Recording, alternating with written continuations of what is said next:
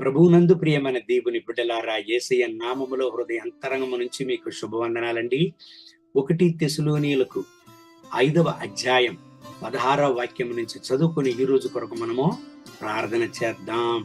ప్రతి విషయమునందును కృతజ్ఞతాస్తుతులు చెల్లించుడి, ఈలాగు చేయుట యేసుక్రీస్తునందు మీ విషయములో దేవుని చిత్తము.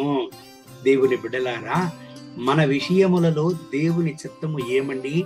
మనము కృతజ్ఞతాస్తుతులు గల హృదయము కలిగి ఉండడమే దేవుని చిత్తం. అలాగ మనం కలిగి ఉండుటప్పుడు మన జీవితంలో ఏమి జరుగును? మన యొక్క విశ్వాసము పెరుగును. దేవునిలో ఉండేటువంటి మనకు కలిగిన నమ్మకం పెరుగును. అంత మాత్రం కాదు, దేవునిలో మనం స్థిరపడతాం. దేవుని గురించిన విశ్వాసం మనలో పెరుగుతుంది అనే విషయాన్ని మనం మరిచిపోకూడదు. దేవుని బిడ్డలారా, మనం ఎంత బలవంతులంగా ఉన్నామో ఆయనకు తెలుసు. మనం ఎంత బలహీనముగా ఉన్నామో కూడా ఆయనకు తెలుసు. ఆయనకు తెలియకుండా పరిస్థితులను మన జీవితంలో అనుమతిస్తాడా? లేనే లేదండి. కీర్తనకారుడు పాడుతున్నాడు చూడండి, నా జీవితములో నేను ఉపద్రవపడము మంచిది, దాని నిమిత్తము దేవా నీ ప్రమాణములను నేర్చుకుంటున్నాను, నీ ధర్మశాస్త్రమును నేను నేర్చుకుంటున్నాను అని కీర్తనకారుడు కృతజ్ఞతాస్తుతులు చెల్లించి ఆయన ఉపద్రవ సమయములో దేవుని గురించి సంతోషించి పాడాడు.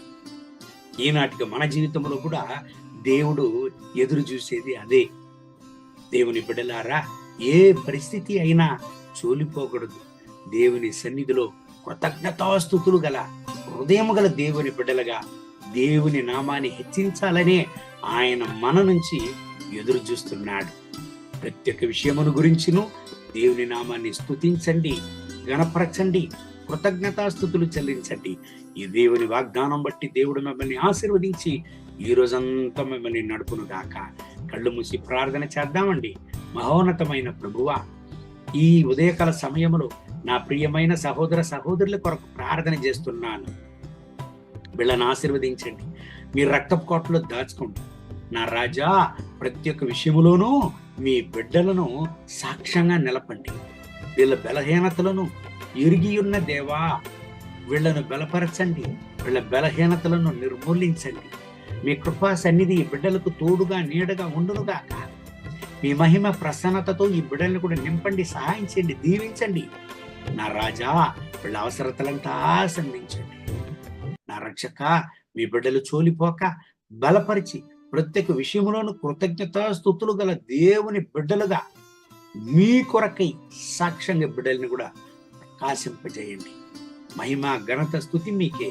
యేసయ్య నామములో వేడుకుంటున్న మా ప్రియ పరలోకపు తండ్రి, ఆమేన్, ఆమేన్. May God bless you. Have a blessed day.